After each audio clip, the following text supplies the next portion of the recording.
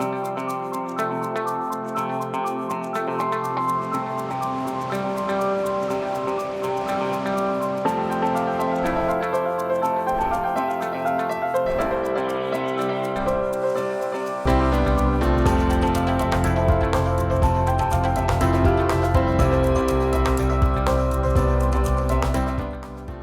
afternoon, and welcome to Across the Fence. I'm your host, Keith Silva.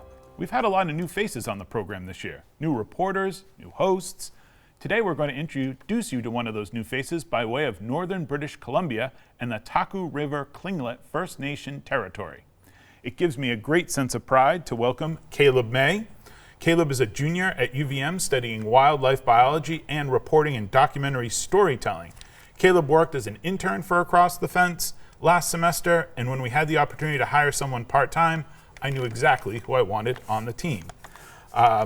In fact, Caleb, I think I texted you while you were in British Columbia and asked you if you were interested, perhaps, in doing this. Yeah, no, I remember this. There's virtually no cell service where I was, and there's one spot in town. It's a Visit British Columbia office where you can sit outside the steps and connect to the Wi-Fi. And amongst texts from my friends and family is Keith Silva asking me to come back for some more work. For some more work. I, of course, said yes. Oh, well, we're grateful and happy that you did.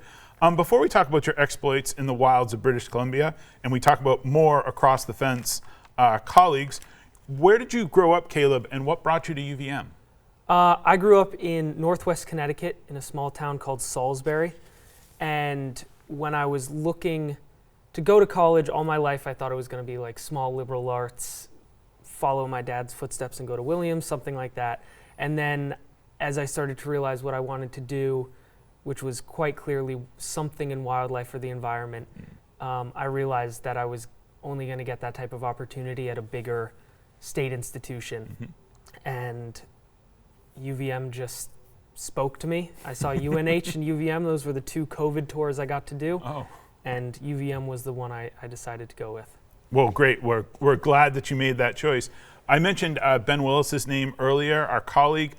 Before you came to UVM, you knew Ben. How did you know him? Yeah, so when I was in high school, my senior year, I took a project-based learning class about looking for local Black and Indigenous history in Salisbury.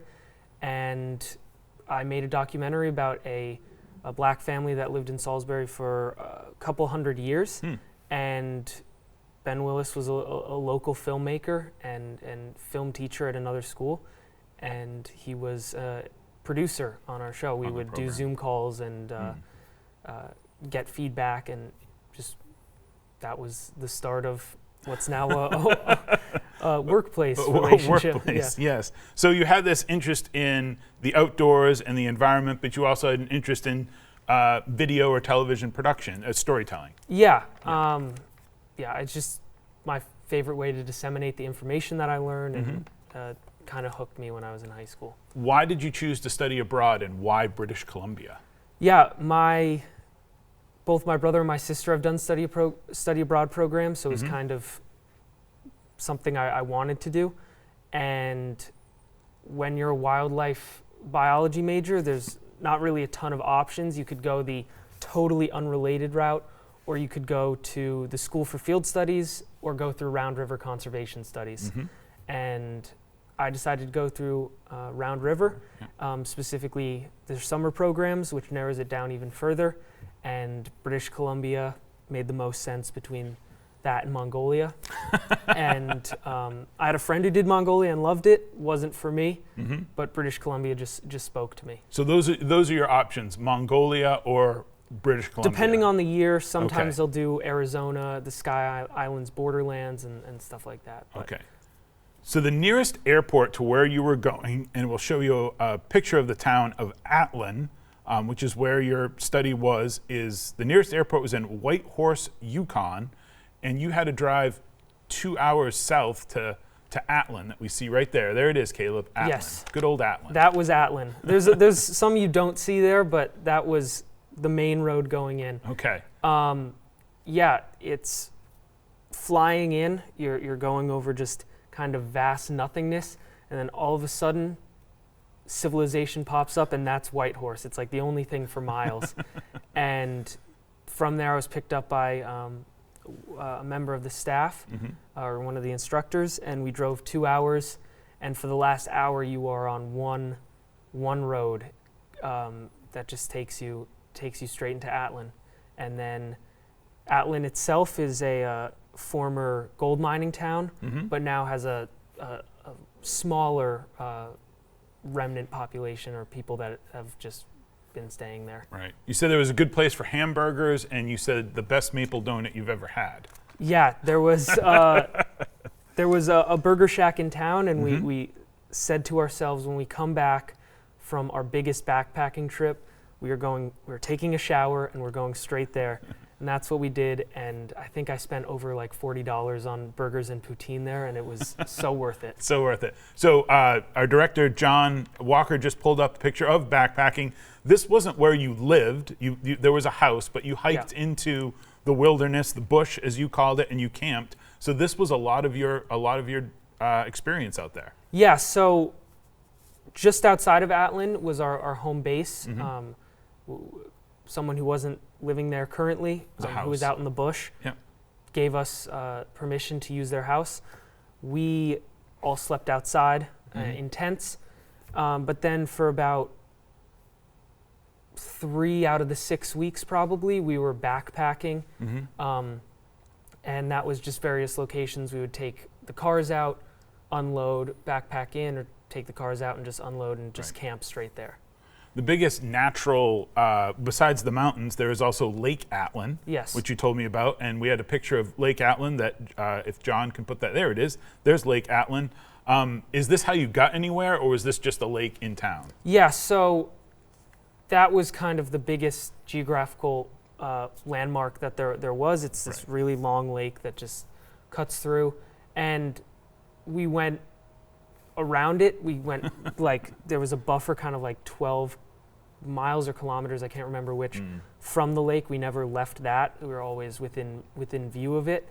But there was one camping trip where we took boats down to the southern tip of the lake, hiked in about 2-3 hours, and ended up at a place called Llewellyn Glacier, which we'll talk about. Yeah, we're going to talk about Llewellyn Glacier. What were you looking for while you were out in the bush?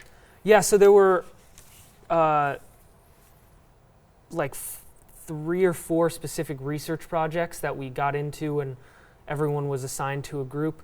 So there was ungulate studies, which was hoofed animals. Okay, don't throw your Latin around. No, Caleb. These were hoofed animals, so we were focused on caribou, mountain goats, and stone sheep. And then there was my project, which was medicinal plants and moose sign surveys. Okay. And then the last one was for plant succession in recently deglaciated areas, and that was mainly just at the site of the Llewellyn Glacier. And we're seeing some of the plants on the screen here, a Labrador tea, soapberry. I believe you told me to call that a currant that we're looking at right now. I believe it is. Yeah. I believe it is. And you said ungulates. I think I got that right. Yeah. And you saw caribou. Now, when we talk about the animals that you saw them from a long way away. You were using binoculars and telescopes to see these animals, right? Yes. So the main way of doing these ungulate studies is we use a technique called glassing, where we set up on a high vantage point and Survey we just, the area. for 30 minutes straight, we just survey the area. So those photos are taken through binoculars. Yep. And there's the caribou out there on a patch of ice. A patch of ice, yeah. That was kind of the hot spot to look. There were some hot days where the animals needed to cool off, and those snow patches were like their That was the place to be if you were a caribou in that area. Right. You mentioned the Llewellyn Glacier. Yes. We have a shot of the Llewellyn Glacier. There you are. Look there's our boy right there.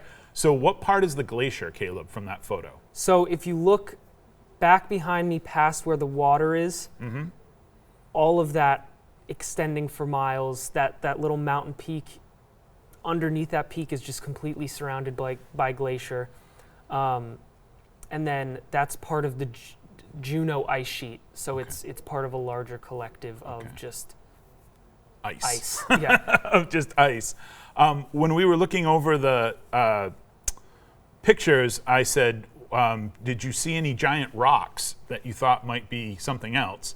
And you said yes. In fact, you had a good story about a rock. Yeah. So at the second part of the Llewellyn Glacier trip, we went to a beachfront campsite, and from there, in the background, was Cathedral Mountain, which was probably the most beautiful mountain I've ever seen. This is Cathedral Mountain? That's Cathedral Mountain right there.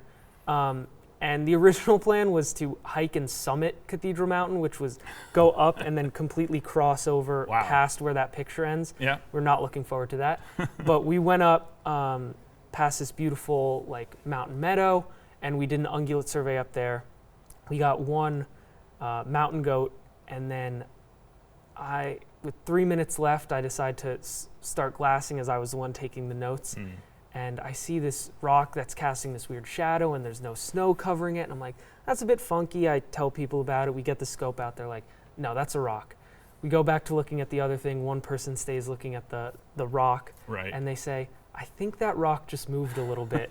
And gradually, over the course of 10 or so minutes, we see that the rock gets up and then reveals a baby rock, and it turned out to be a mother grizzly bear and its cub from about 2 miles away. Amazing, amazing.